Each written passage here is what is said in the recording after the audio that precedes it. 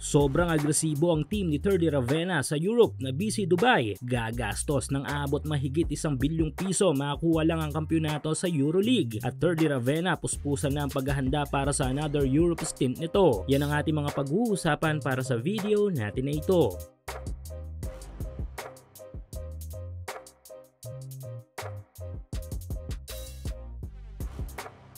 Maliban sa National Basketball Association, National Basketball League ng Australia at New Zealand, CBA ng China, B-League ng Japan at ilang pang mga liga ng basketball sa mundo ay meron pang isang malaking liga ng basketball na mag-uumpisa na rin ang iba yung season. Ito nga ay walang iba kundi ang liga ng basketball sa Europa na EuroLeague. Bukod sa ilang mga mahusay na ball club ay aasahan din natin ang pagtaas pa ng kompetisyon dito dahil sa mga bagong pasok na mga kupunan sa liga. At isa na nga dito ay ang rookie team mula sa Asia na BC Dubai. Very impressive nga kung ilalarawan ng baguhang team na ito sa Europa dahil nga sa first time pa lang nila sa liga ng ABA League, parte pa rin ng isang European Basketball League, ay nakakuha na agad ang mga ito ng spot para sa mga teams na lalaro sa EuroLeague. Naging maganda kasi ang record ng BC Dubai sa kakatapos lang na ABA League 2024 at 2025 season kung saan ay nagtala mga ito ng 25-5 win-loss record sa kanilang 30 games. Dahilan kung bakit pumasok sila sa top number 3 sa overall team standing na naging dahilan din kung bakit nabigyan ng mga ito ng opportunity na lumaro this season sa EuroLeague. Unang beses pa lang na sumubok ang baguhang team na ito mula sa Asia ay agad na nakapasok sila sa EuroLeague. Normally kasi yung iba inaabot ng ilang season bago ma-promote sa EuroLeague, pero dahil nga sa husay ng team na ito ay nagawa nilang posible ang imposible. At this season ay mas magiging matindi pa ang kampanya ng BC Dubai dahil hindi lang sa mga players nag-all out ang mga ito kundi pati na rin sa budget ng team kung saan ay gagastos nga ang mga ito ng napakalaking halaga. Ayon sa ilang mga reports ay may nakalaang budget this 2025